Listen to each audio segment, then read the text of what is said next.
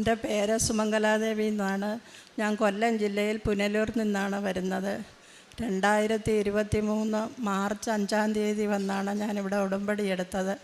എൻ്റെ കാലിന് 2 മുട്ടിനും തേയ്മാനമായി. എനിക്ക് നടക്കാൻ പറ്റാത്ത അവസ്ഥയായിരുന്നു. അങ്ങനെ ഒരു ചേച്ചി എന്നോട് പറഞ്ഞു, ഈ കാലിൻ്റെ വേദനകളെല്ലാം മാറും, നീ ഉടമ്പടി കൃപാസനത്തിൽ പോയി ഉടമ്പടി എടുത്ത് പ്രാർത്ഥിക്കുമെന്ന് പറഞ്ഞു.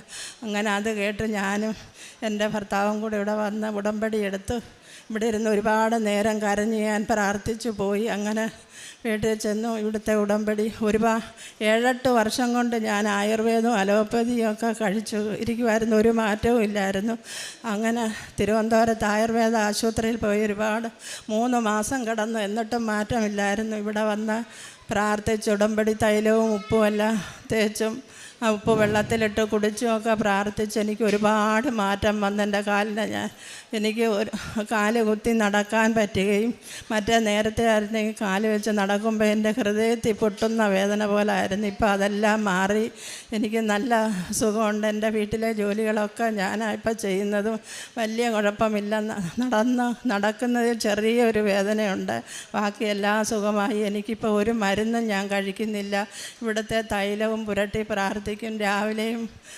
രാവിലെ 5 മണിക്കും വൈകിട്ടും പ്രാർത്ഥിക്കും. വൈകിട്ട് പച്ചത്തിരി കത്തിച്ച് മാതാവിനെ പ്രാർത്ഥിച്ച് വിശ്വാസപ്രമാണവും ചൊല്ലി പ്രാർത്ഥിക്കും. അങ്ങനെ ദിവസവും ഞാൻ പ്രാർത്ഥിച്ച് പ്രാർത്ഥിക്കുമ്പോഴൊക്കെ മാതാവിൻ്റെ കാശുരൂപം എൻ്റെ മുമ്പിൽ കാണുകയും അങ്ങനെ എപ്പോഴും കാണുകയും ഒക്കെ ചെയ്യും. അങ്ങനെ പ്രാർത്ഥിച്ചിരിക്കുമ്പോൾ മുല്ലപ്പൂവിൻ്റെ സുഗന്ധ മണവും മഴവില്ലിൻ്റെ രൂപമൊക്കെ എനിക്ക് പ്രത്യക്ഷപ്പെട്ട് അങ്ങനെ എല്ലാ അനുഗ്രഹങ്ങളും കിട്ടി. അങ്ങനെ ഞാൻ പ്രാർത്ഥിച്ചു. അതുപോലെ എനിക്ക് ഒരുപാട് സുഖം. അങ്ങനെ ഉടമ്പടി ഇരിക്കുന്ന സമയത്ത് എൻ്റെ നെഞ്ചിനകത്ത് ഭയങ്കര വേദനയും വലിയൊരു ഭാരം ഇരിക്കുന്ന മാതിരി എനിക്ക് തോന്നി. അങ്ങനെ ECG പോയി എടുത്ത് നോക്കിയപ്പോൾ ഹാർട്ടിന് എന്തോ വലിയ പ്രശ്നമാണെന്ന് പറഞ്ഞ് അങ്ങനെ വേറൊരിടത്ത് പോയി നോക്കിയപ്പോഴും അതുപോലെ തന്നെ പറഞ്ഞ് അങ്ങനെ ഹാർട്ടിൻ്റെ ഡോക്ടറെ പോയി കാണാൻ പറഞ്ഞ് അങ്ങനെ ഹാർട്ടിൻ്റെ ഡോക്ടറെ പോയി കണ്ടപ്പോൾ എന്തോ ടെസ്റ്റുകളൊക്കെ എഴുതി തന്നത് ചെയ്യാൻ പോയി. അപ്പം ഞാൻ എൻ്റെ മനസ്സിൽ പ്രാർത്ഥിച്ചു, മാതാവേ, ഞാൻ ഉടമ്പടി എടുത്ത ആളാണെന്നേ, എനിക്കൊരസുഖം ഉണ്ടാവല്ലേ എന്ന് പ്രാർത്ഥിച്ച് ആ ടെസ്റ്റിന് കയറിയത്. അതൊക്കെ നോക്കിയപ്പം ഡോക്ടറെ കാണിച്ചപ്പോൾ അതിന് ഒരു കുഴപ്പവുമില്ല. പിന്നെ പ്രഷർ വന്നതിൻ്റെ എന്തോ പ്രശ്നം, അല്ലാതെ ഹാർട്ടിനെങ്ങും ഒരു പ്രശ്നവും ഇല്ലെന്ന് പറഞ്ഞു. പിന്നെ പ്രഷറിൻ്റെ മരുന്ന് മാത്രം കുറിച്ച് എനിക്ക് തന്നു. അങ്ങനെ എനിക്കിപ്പോൾ ഹാർട്ടിൻ്റെ ആ ഭാരവും എല്ലാം മാറി. ഇപ്പം എനിക്ക് ഒരു കുഴപ്പവും ഇല്ല. എനിക്ക് അങ്ങനെ നല്ല സുഖമുണ്ടാകും. നെഞ്ചിൻ്റെ പ്രശ്നം ഇതുവരെ ഇല്ല. ജോസഫച്ചനെ കണ്ട് കാശുരൂപം വെച്ച് എൻ്റെ ഉച്ചയിൽ വെച്ച് പ്രാർത്ഥിച്ചതിന് ശേഷം ഇന്ന് വരെ എനിക്ക് ആ ഹൃദയത്തിൻ്റെ ഭാരം ഉണ്ടായിട്ടില്ല. മറ്റേ ഒരു വലിയ ഭാരം ഇരിക്കുന്ന മാതിരിയായിരുന്നു എനിക്ക് തോന്നുന്നത്. ഇപ്പം അതെല്ലാം മാറി എനിക്ക് നല്ല സുഖം കിട്ടി. അതുപോലെ എൻ്റെ അമ്മ 82 വയസ്സുള്ള ഒരമ്മയെ വീണ് അവരുടെ നട്ടെല്ലിനൊരു പ്രശ്നമുണ്ടായി, പൊട്ടൽ പോലായി. ഡോക്ടർ പറഞ്ഞ് എഴുന്നേറ്റ് നടക്കത്തില്ല, റെസ്റ്റ് എടുത്ത് കിടക്കണം, അല്ലാതെ ഒന്നും ചെയ്യാൻ പറ്റത്തില്ലെന്ന് പറഞ്ഞു. അങ്ങനെ എൻ്റെ അമ്മയെ വെച്ച് ഞാൻ പ്രാർത്ഥിച്ചു.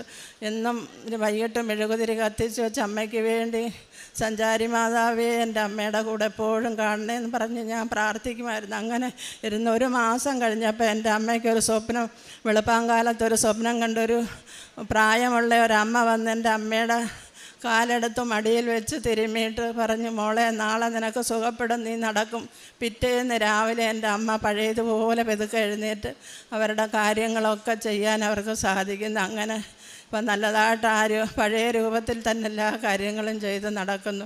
ഞാനിപ്പോഴും മാതാവേ, ഈശോയെ, എൻ്റെ അമ്മയുടെ കൂടെ എപ്പോഴും ഉണ്ടാകണേ എന്ന് ഞാൻ പ്രാർത്ഥിക്കുമായിരുന്നു. അങ്ങനെ എല്ലാ സുഖങ്ങളും ഞാൻ എന്തെങ്കിലും മനസ്സിൽ വിചാരിച്ചൊരു വിഷമം തോന്നിയാൽ എനിക്ക് സാധിച്ച് തരും. മക്കൾക്ക് അമ്മ എന്നതുപോലെ നിത്യവും എൻ്റെ സഹായത്തിന് അമ്മ കൂടെ ഉണ്ട്. ഈശോയും മാതാവും എൻ്റെ കൂടെ എപ്പോഴും ഉണ്ടാകും. അങ്ങനെയുള്ളൊരു സമാധാനവും സന്തോഷവും എനിക്കുണ്ട്.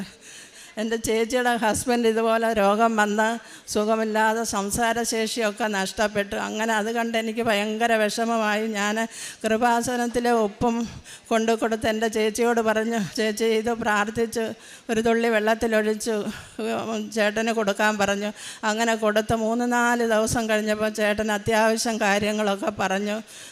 എന്തെങ്കിലും ആവശ്യമുണ്ടെങ്കിൽ പറയുകയും അത് വേണമെന്ന് പറയുകയും ഒക്കെ ചെയ്യും. അങ്ങനെ ഒരുപാട് മാറ്റമുണ്ടായി. എനിക്ക് സുഖമില്ലെങ്കിൽ എൻ്റെ കുഞ്ഞുമകൻ്റെ കൂടെ ബാംഗ്ലൂരിൽ പോകാൻ ആരുമില്ല. അവന് പോകണമെന്നൊരാഗ്രഹം എൻ്റെ അനിയത്തിയുടെ കൂടെ. അങ്ങനെ തിരുവനന്തപുരത്തെ റെയിൽവേ സ്റ്റേഷനിൽ എന്നെ എൻ്റെ ഭർത്താവ് എല്ലാവരും കൊണ്ടുവിട്ട് കുഞ്ഞിൻ്റെ കൂടെ അവിടെ കയറി. അപ്പം ട്രെയിൻ വന്ന് നിൽക്കുമ്പോൾ ആളുകളെല്ലാം ഓടുന്ന കാണുമ്പോൾ എനിക്ക് ഭയങ്കരമായ വിഷമം. ഈ നടക്കാൻ വയ്യാത്ത ഞാൻ എങ്ങനെ ഈ ട്രെയിനിൽ ചെന്ന് കയറും മാതാവേ, ഓരോ ബോഗിയും ഓരോ സ്ഥലത്താണ് പ്ലാറ്റ്ഫോമിലാന്നേ വന്ന് നിൽക്കുന്നതെന്ന് പറഞ്ഞ് ഞാൻ എൻ്റെ മനസ്സിൽ പ്രാർത്ഥിച്ച് വിങ്ങി അവിടെ ഇരുന്ന്. അപ്പം ഞാനിരിക്കുന്ന പ്ലാറ്റ്ഫോമിൻ്റെ അടുത്ത് തന്നെ ഞാൻ കയറുന്ന കമ്പാർട്ട്മെൻറ്റിൻ്റെ വാതിൽ വന്ന് നിന്ന് അങ്ങനെ ഒരു അനുഗ്രഹം ഉണ്ടായി. അങ്ങനെ ഒരുപാട് അനുഗ്രഹങ്ങളുണ്ട്. ഞാൻ ഇത്രയും മാത്രം പറയുന്നു. ഇനിയും വരുമ്പോൾ ബാക്കിയുള്ള കാര്യങ്ങളൊക്കെ പറയാമെന്ന് വിചാരിക്കുന്നു. പ്രേക്ഷിത പ്രവർത്തനം ഇവിടുന്ന് പത്രം മേടിച്ച് പുനലൂർ ഗവൺമെൻറ് ആശുപത്രികളിലും ഒക്കെ കൊടുക്കും. ഞങ്ങളുടെ വീടിൻ്റെ അടുത്തുള്ളവർക്കൊക്കെ കൊടുത്തു. ഇവിടുത്തെ എനിക്ക് കിട്ടിയ അത്ഭുതങ്ങളെല്ലാം ഞാൻ എല്ലാവരോടും, എൻ്റെ അടുത്ത് വരുന്ന എല്ലാവരോടും പറഞ്ഞ് കേൾപ്പിക്കുകയൊക്കെ ചെയ്യും. അതെല്ലാം അത് കേട്ടിട്ട് 2-3 പേര് ഇവിടെ വന്ന് സാക്ഷ്യം പറയുകയൊക്കെ ചെയ്തു.